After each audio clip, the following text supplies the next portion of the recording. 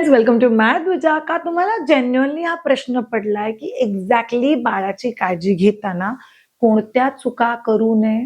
अशा भरपूर चुका आहेत ज्या तुम्ही बाळाच्या बाबतीत कधीच नाही करू शकत. शिवाय तुम्ही किती मोठ्या बाळाबद्दल बोलणार आहे?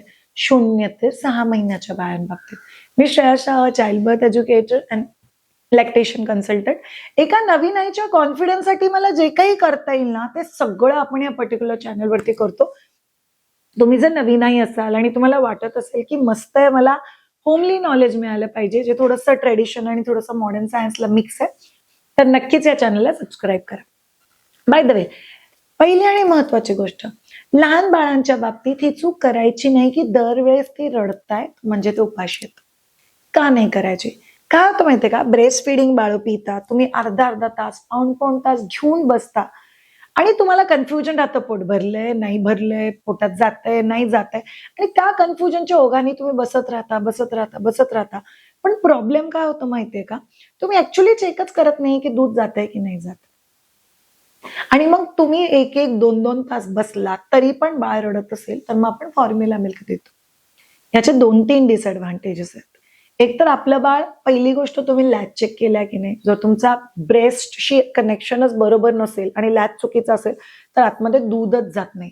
तर तुम्ही ते 40 मिनिटं आणि 50 मिनिटं बाळाला घेऊन बसताय, ते बाळाला पण इरिटेट करेल आणि तुम्हाला पण जास्त इरिटेट करेल, जे काम करणार नाही.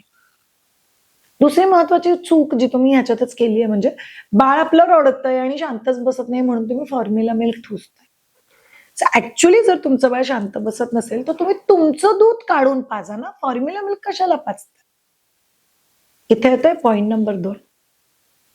बाळाला माझं दूध कमीच पडत असेल म्हणून मग मी फॉर्म्युला मिल्कचा टॉपअप देते, किंवा काही आया मला असं पण म्हणतात की माझ्या डिलिव्हरी नंतर पहिले 5 दिवस मला सीझरमुळे किंवा ब्लिडिंगमुळे जास्त दूध नव्हतं, तर डॉक्टरांनी हॉस्पिटलमध्ये काय केलं, तिथेच बाळाला वरचं दूध चालू केलं आणि मग माझ्या बाळाला ना बाटलीची सवयच लागून गेली.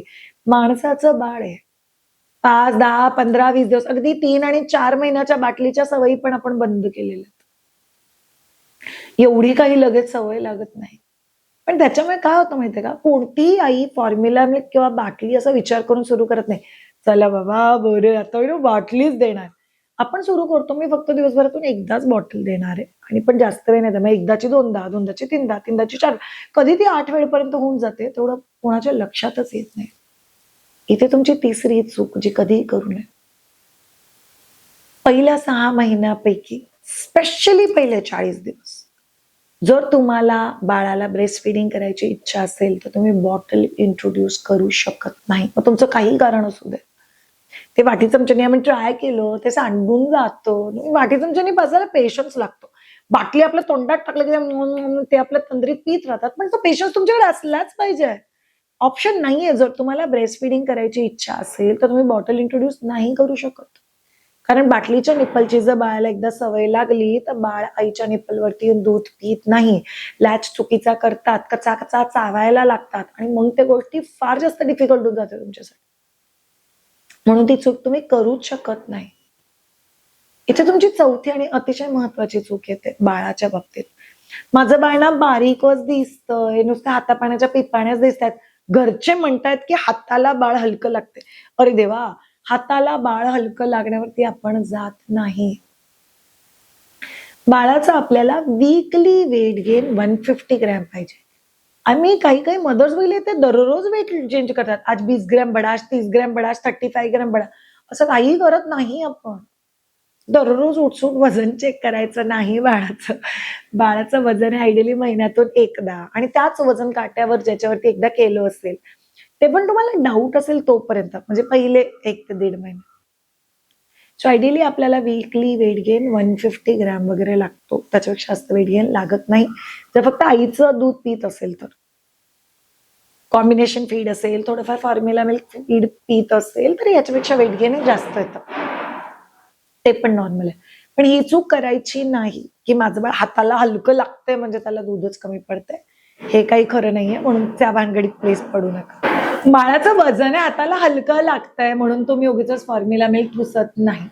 हे अलाउडच नाहीये, म्हणून ते वेइंग स्केलवरती चेक झालं पाहिजे आणि ते प्रपोर्शनेटली झालं पाहिजे.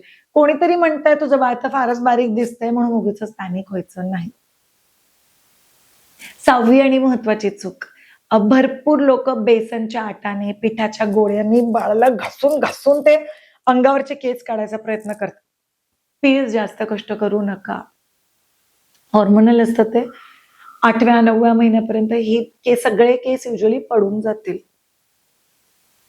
जर तुमची मुलगी असेल, मुलगा असेल, त्यांना तिची लव असते अंगावरती, ते पोटाच्या आतल्या प्रोटेक्शनसाठी असते. तुम्ही काही केलं, तुम्ही काही नाही केलं, त्याचा त्या केसांशी काहीच संबंध नाही.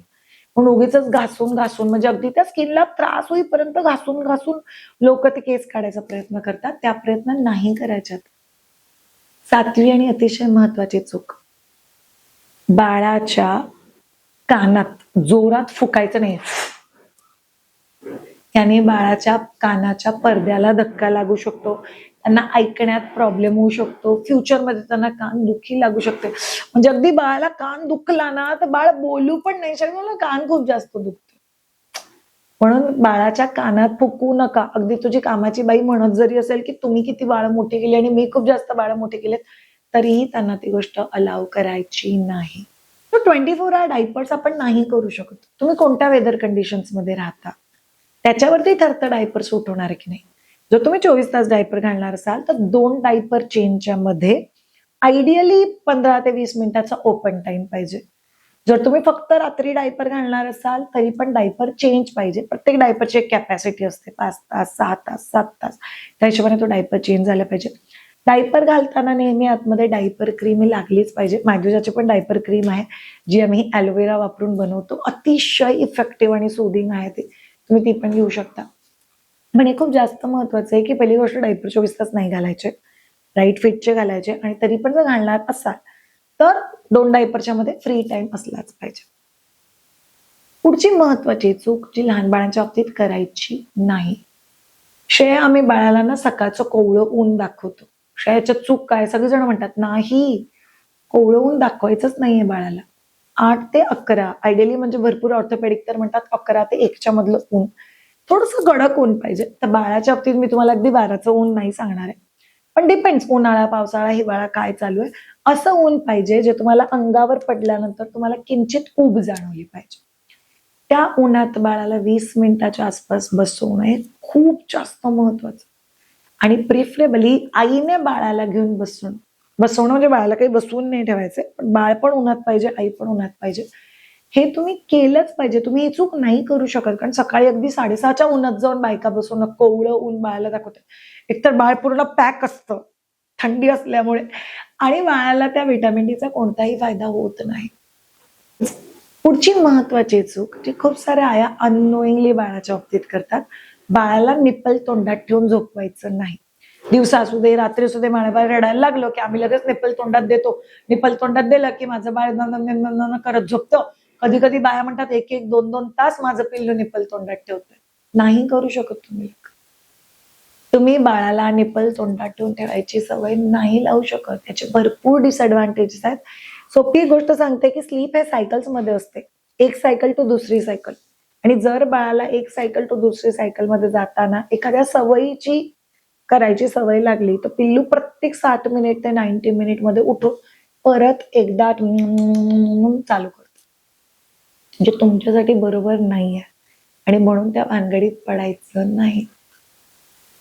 पुढची महत्वाची चूक जी बाळाच्या बाबतीत नाही करायची, बाळाला 24 तास झोका किंवा झोळी यूज नाही करायची.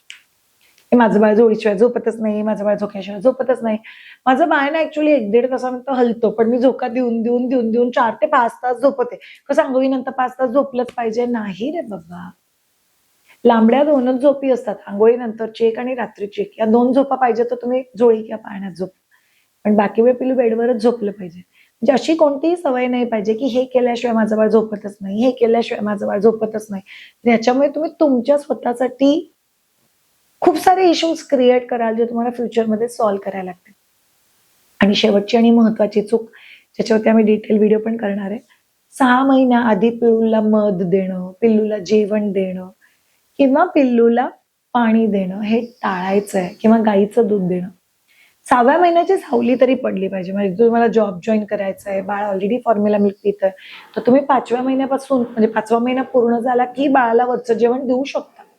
पण त्या पण वरच्या जेवणात तुम्ही मीठ नाही देऊ शकत, तुम्ही बदबदून बाळाला पाणी नाही देऊ शकत, तुम्ही मध बाळाला 1 वर्षापर्यंत नाहीच देऊ शकत.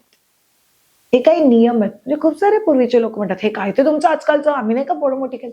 त्या काळी तो रिसर्च नव्हता. त्या काळी मिळणारे प्रॉडक्ट, त्याची क्वालिटी खूप वेगळी होती.